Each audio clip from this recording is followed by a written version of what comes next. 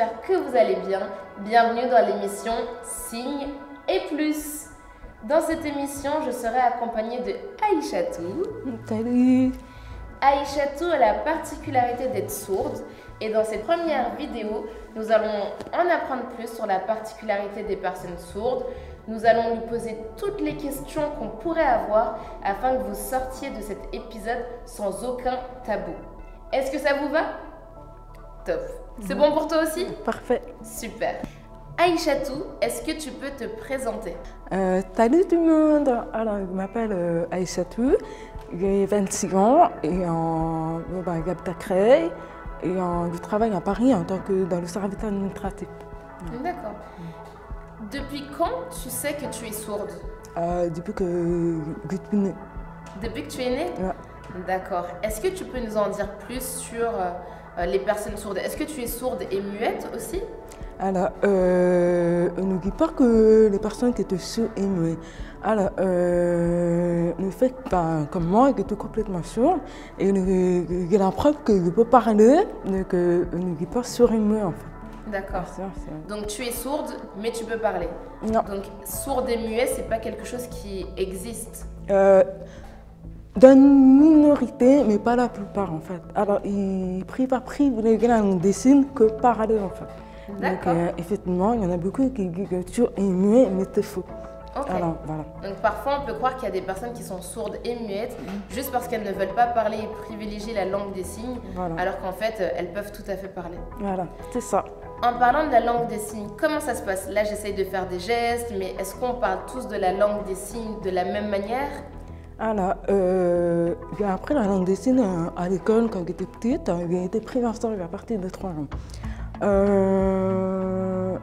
Je sais que la langue des signes, alors de base, ne fait que les dépourvus de l'oreille ou les plus observatrices en fait. On observe partout, donc on a un sens plus développé que les autres. En parlant de la langue des signes, là je fais beaucoup de gestes, mais est-ce que c'est une langue universelle pour toutes les personnes sourdes? Est-ce qu'il y a une langue des signes? Alors, merci d'avoir posé la question. Il y en a beaucoup qui pensent que la langue des signes est universelle. Or, ce n'est pas le cas. Il y a la langue des signes anglais, la langue des signes britannique, Angleterre, et la langue des signes française. Donc, par exemple, en anglais, oui, c'est yes. Alors, nous, en français, oui, oui. Donc, ce n'est pas les mêmes. Donc, voilà. D'accord, ok.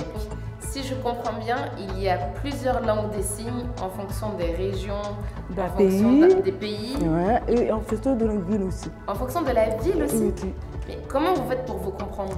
Parce que c'est simple. Par exemple, en Amérique, où les Chinois, ils vivent dans la Tour Eiffel, ils veulent la Tour Eiffel.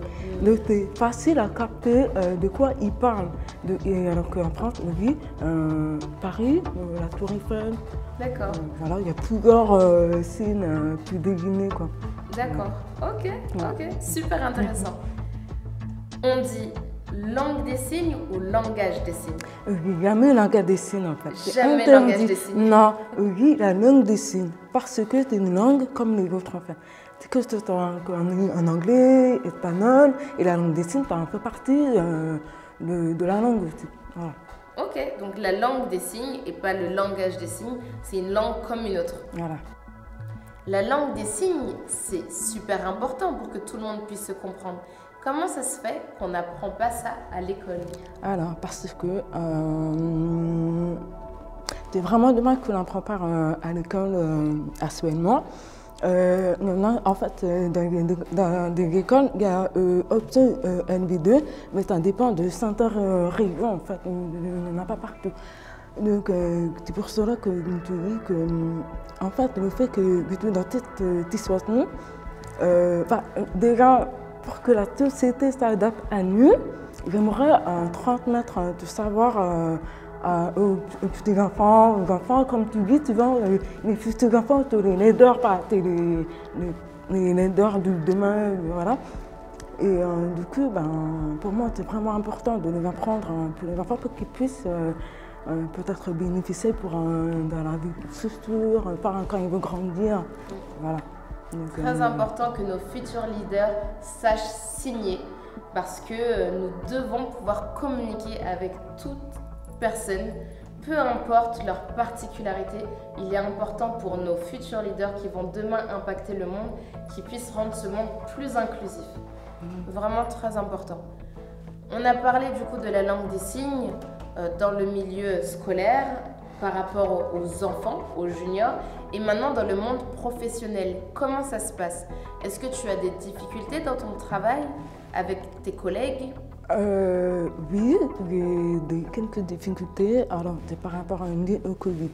Alors, j'ai du mal à comprendre mes collègues, avec quiconque, à cause du masque en fait. Donc, en fait, c'est une personne qui lit sous les lèvres et qui n'entend pas du tout.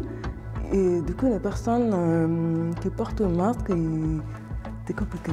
Voilà. Donc là, tu arrives à me comprendre parce que tu lis sur mes lèvres. Ouais, c'est ça. Et si je fais ça? Non, je ne comprends pas. Je comprends pas. Non. Tu entends? Mais si, tu m'entends là quand Non. même. Ah bon? Et même si je dis allez chez toi. J'ai entendu, tu as dit impossible. Ah non, j'ai pas dit ça. Ah bah voilà. Ouais, D'accord, c'est vrai, ok. non? Ok. Et le cerveau, il ne capte pas, enfin. D'accord. Voilà. Et dans la vie courante, du coup? Parce que dans la vie courante, dans la rue, dans les magasins, tout le monde porte le masque. Alors tout le monde, Comment vous faites? il fait des phares, il a le masque, il écrit par SMS. Mais moi, dans la vie courante, vraiment à moi, tous me connaissent. Il y a des gamins qui te saoulent, il y a des gamins qui te malentendantes, ils savent comment c'est. Mais par contre, il y a aussi des gamins qui te entendant, ils savent comment s'adapter à moi en fait. Et du coup, je le vis bien quoi. Donc tout ton environnement s'est adapté Oui. à ta particularité. Et voilà. Donc ils se mettent en condition pour que tu puisses comprendre. Exactement.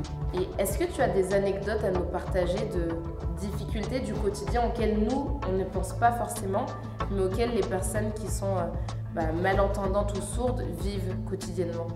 J'en ai plein d'histoires. Alors, on pourra en raconter une qui m'est arrivée il y a quelques mois. En faisant, quand je faisais des courses au supermarché, quand je suis arrivée en caisse, et en fait, la caissière a porté un masque. Malheureusement, le temps que j'étais derrière en train de remplir les courses, en fait, la caissière m'a interpellée plusieurs fois. Sauf qu'avec le bruit autour, je ne pouvais pas savoir, elle pouvait m'appeler. Et le moment que je me suis retournée, j'ai vu qu'elle était vénère, énervée, frustrée parce qu'elle m'a appelé au moins plusieurs fois pour que je puisse réagir, ce que je n'ai pas fait. Parce qu'elle-même, elle a dû comprendre que je faisais exprès, alors que non. Alors, du coup, le moment que je me suis retournée, je lui ai dit que j'étais sourde. Et elle s'est pardonnée, elle a pris peur et elle a fait oh, je suis vraiment désolée, je n'ai pas fait attention, etc. Oui, c'est normal. Le fait qu'on ne peut pas ne faire attention, c'est normal avec le Covid. Déjà, être sourd, on est invisible face à la société, mais avec le masque, c'est encore pire. On ne peut plus lire tous les masques, c'est encore compliqué enfin. Après, il y a plein d'histoires similaires à ça. Par exemple, une copine, quand elle est partie par exemple à la CAF ou à la sécurité tout seul, elle a demandé à la personne d'enlever le masque qu'elle ne voulait pas. Et malheureusement, elle n'a pas pu traiter ta demande, donc elle est repartie frustrée. Donc, je me suis dit que le Covid a empiré le truc. Voilà. Donc, c'est un peu dommage parce que c'est difficile en fait, mais malheureusement, c'est comme ça. Alors, de ce que je comprends de tes histoires, c'est que même dans le quotidien, les personnes entendantes ne se disent même pas que peut-être que la personne que j'appelle, à qui je parle, elle ne m'entend pas. Non, parce que tu as une personne à tête directement, elle te dit « Ah, mais tu fais exprès ou quoi ?» Alors que c'est vrai que le fait que je suis sourd, on ne voit pas qu'il y a un handicap. Donc, ça s'appelle un handicap invisible.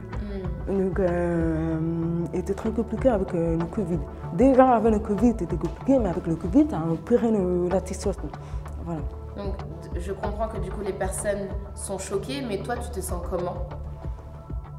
Déjà, j'ai eu de la chance de pouvoir parler parce que, tu dis, en fait, il y en a beaucoup qui sont dans le coin, ils prennent la langue des signes, mais ils te sur, ils parlent mais à la langue des signes, donc voilà, ils te parlent sur mais attention. Tu dis, comment il fait dans ce cas-là, alors que moi, j'étais capable de dire, excuse-moi, et puis voilà. Tu dis, comment les autres, ils le font, parce que eux, je trouve qu'ils te pire par rapport à ma situation en fait. Donc voilà. Donc, toi, tu te fais entre guillemets agresser par quelqu'un qui ne se doute même pas ou qui ne pense même pas au fait que tu sois malentendante, sourde, et toi tu penses aux autres qui entendent encore moins. C'est beau. Il n'est pas toujours une autre en fait, mais je me mets d'aller surtout une autre en fait. Mais comment il le vit en fait? Mais malheureusement, avec le Covid, il y en a beaucoup qui sont en dépression, qui sont isolés, qui sont. Mais voilà, et du coup, je me dis que cette vidéo-là t'a vraiment invité de sensibiliser, de faire attention aux autres, de prévenir, de. Voilà. Donc, il faut faire. En fait, essayer de penser à nous. La société ne pense pas à nous. Elle est invisible face à ça. Elle ne peut rien faire. Et voilà. Donc, de la même manière dont toi tu fais preuve d'empathie pour les personnes qui entendent encore moins que toi, de la même manière, nous les personnes entendantes, on doit aussi réussir à penser à vous, à se mettre à votre place et se dire, bon, ben, en fait, dans cette situation-là, peut-être que la personne ne m'entend pas, peut-être que la personne même ne me voit pas pour d'autres types de handicap. Et c'est à nous aussi de prendre en compte votre situation afin de vous d'aider, enfin comment dire, c'est à nous aussi, personnes entendantes, de vous inclure dans la société et à penser mais comment c'est pour les personnes qui n'entendent pas, comment c'est pour les personnes qui ne voient pas. Et je trouve honnêtement que nous, personnes entendantes, personnes sans handicap, on ne fait pas assez l'effort de penser aux autres. Et ça, c'est vraiment dommage. Et c'est pour ça qu'on fait cette vidéo aujourd'hui, afin de nous sensibiliser. Et je me mets avec toutes les personnes qui nous regardent, afin qu'on prenne davantage en compte ces personnes-là qui n'entendent pas, qui ne voient pas ou qui ont d'autres handicaps, visibles ou non visibles. C'est de notre responsabilité de les inclure dans la société. Tu nous as donné des exemples de la vie courante où une caissière se fâche parce qu'elle t'appelle et elle pense que tu fais exprès alors que tu ne fais pas exprès. Mais il y a aussi des exemples plus graves que tu m'as partagés. Je crois que tu m'as partagé l'histoire de ton ami qui s'est fait tirer dessus. Est-ce que tu veux nous en parler? Je pense que ça s'est passé en France, que c'était passé, c'était lors d'une intervention policière. Et en fait, c'était un sourd, mais il privilégie uniquement que la langue des signes. Donc il n'interagit pas avec, par parole, mais voilà. Et en fait, peut-être qu'il était de retour en faisant des courses, mais peut-être qu'il voulait rentrer chez lui. Et il n'avait pas fait attention qu'il avait une intervention policière. Et du coup, il était fait abattre par un policier qui lui a demandé d'arrêter, sauf qu'il n'avait pas fait attention qu'il était sourd. Il n'entendait pas les ventres en fait. Voilà. Donc malheureusement, il est décédé à cause de ça. Donc toutes nos condoléances. Mais c'était important pour nous de partager cet exemple parce que dans la vie quotidienne, c'est embêtant. Quelqu'un ne sait pas que tu ne l'entends pas, elle se fâche. Mais il peut y avoir des situations plus graves où une personne malentendante peut se faire tirer dessus, peut se faire écraser. Il peut arriver des choses beaucoup plus graves. Et c'est pour ça que j'insiste. Pensons à toutes ces personnes-là qui vivent la vie autrement, sous un autre angle que la nôtre, afin de les aider et en prenant en compte que tout le monde n'est pas identique et que chacun a ses particularités, afin d'éviter ce type de drames qui sont juste vraiment incroyables en fait, qui ne devraient pas arriver, qui ne devraient vraiment pas arriver. Si on revient sur la situation professionnelle, est-ce que, ou même dans la vie quotidienne, est-ce que tu as subi des discriminations, tu penses? Oui, j'ai une amie, elle a subi une discrimination professionnelle. En fait, elle avait déjà signé de CDI, CDD de 1 an. Et malheureusement, au cours de son arrivée, on lui a coupé, enfin, on lui a interrompu le contrat parce que,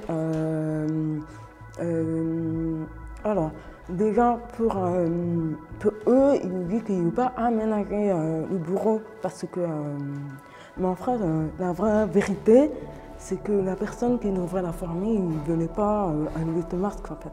Du coup, vite arrivé, vite reparti. Donc elle n'a pas pu. Voilà. Donc, sous prétexte d'un aménagement au travail, ils ont mis fin au contrat de ton ami, alors qu'il n'y avait pas d'aménagement du travail particulier à faire. Enfin, je pense qu'il suffisait d'avoir un masque transparent ou de communiquer autrement par mail, écrire. Il y a d'autres moyens de communiquer finalement s'il y a un masque au travail. C'est ça. Vraiment, les juniors qui nous regardent, on compte sur vous pour faire la différence à l'école. Si vous avez des copains ou des copines qui n'entendent pas ou qui ont un handicap, on compte sur vous pour aller les voir et les aider à s'intégrer là où vous êtes. C'est très important. Parce qu'il y a toujours des solutions pour communiquer avec une personne qui est juste différente à cause d'une différente physique, mentale, alors que t'es bête en fait. C'est ça. Il n'y a pas ça, excuse-moi, mais. Bah oui, c'est discriminant en fait. C'est vraiment discriminant et c'est dommage. Il ne devrait pas vivre comme ça en fait. Ouais. Il ne le méritait pas non plus. Voilà. Non, personne ne le mérite. Non. Et sachant aussi que ce qui est important pour moi de mettre en avant, c'est qu'une personne qui a un handicap physique, visible ou même invisible, n'est pas forcément moins intelligent ou moins capable. Parce que tu nous l'as dit dans ta présentation. Que par rapport aux autres en fait. Effectivement. Tu penses qu'ils ont plus de compétences par rapport aux autres? C'est-à-dire en fait normal parce que par exemple moi, là où je suis, je me concentre plus facilement alors que par exemple il y a des personnes en fait je sais pas comment. Enfin, t'es pas la peine, je réponds pas. Supprime, t'es bon. T'inquiète. T'es vegan. Ok, tu seras coupé. Voilà. Mais du coup, les personnes qui ont un handicap, que ce soit physique, visible ou invisible, n'ont pas moins de compétences que les personnes dites sans handicap. Et ça, c'est très important de le mettre en avant parce que toi, tu as une activité professionnelle, tu travailles autant que les autres et aussi bien que les autres, je suppose. Oui, effectivement, hein, bien sûr. Aïchatou, est-ce que par rapport à ta situation, ton handicap, est-ce qu'il y a des personnes qui réagissent avec de la peur? Alors, oui, effectivement, parce que un peu, le handicap est inconnu pour eux. Et alors qu'il ne devra pas l'être. Il ne voit pas pourquoi il devrait avoir peur de mon handicap que d'un gros chien. Aïchatou, tu nous as expliqué que tu étais sourde depuis la naissance. Comment tu fais pour m'entendre? Alors, depuis tout petit, je portais les appareils auditifs dans les deux. Elle me permet d'entendre uniquement que du bruit de feu, les voitures, les trucs un peu forts. Mais uniquement que sur les lèvres, pour me faire comprendre, pour comprendre. Donc, généralement, en fait, pour 5 ans, pour les personnes malentendantes, les appareils auditifs, ça va permettre de mieux entendre, d'avoir un peu plus. Mais nous, les personnes qui étaient sourdes complètement, communiquent uniquement avec les lèvres. D'accord, donc tu n'es pas malentendante, tu es sourde. Exactement. On a beaucoup qui mélangent. Oui, j'ai mélangé les deux, je crois. Malentendant et sourd. Alors, il y en a beaucoup qui pensent que je suis malentendante parce que je parle. Or, ce n'est pas le cas. Alors, pour référer à la définition de malentendante, c'est par rapport au degré d'audition. C'est que moi, le degré d'audition est complètement profond. Donc, du coup, je ne suis pas malentendante. Je suis sourde. D'accord, tu es sourde et avec ton appareil, tu entends les vibrations. Je crois que tu m'as dit que quand on tape sur la table, tu entends. Alors, c'est pas avec les appareils auditifs. Alors, les appareils auditifs, on va dire des faux bruits pour remplacer. Et j'entends tout. J'entends que tu parles, j'entends. Là, c'est calme, mais j'entends du bruit autour. Si jamais il y a du bruit et tout. Et en même temps, tu as donné quelques migraines, etc. Alors, les vibratos, c'est différent. Les vibratos, par exemple, quand tu pars en boîte de nuit, tu sens, tu vois que la musique elle est extrêmement forte, tu sens le corps un peu bouger. Donc, pour les sourds, c'est le rythme, c'est leur rythme à eux. Le fait qu'on n'entend pas, bah, la vibrato, c'est notre rythme. Par exemple, il y en a beaucoup, depuis qu'on a repris le Covid, et que j'ai commencé à travailler. Il y en a beaucoup qui me posent la question, mais comment tu fais pour te réveiller le matin? Est-ce que tu as une alarme? Est-ce que c'est de la musique? Comment tu fais? Exactement, non. Alors, en fait, moi, personnellement, je me réveille normal. Sans réveil? Voilà, sans réveil. Oh, wow. Parce que je suis conditionnée depuis tout petit de le fait que je me réveille, je sais que mon cerveau, il s'adapte. Les cigares, je sais combien il me reste. Devant, il y a les lumières du jour. Tu as ton horloge biologique. Voilà. Alors, mais il y a des sœurs qui n'arrivent pas à tout réveiller. Ils achètent un petit boîtier, on peut les mettre au feu de l'oreiller. Et le jour, quand ça sonne, ça vibre tout le lit en fait. Mais moi, je ne peux pas ça.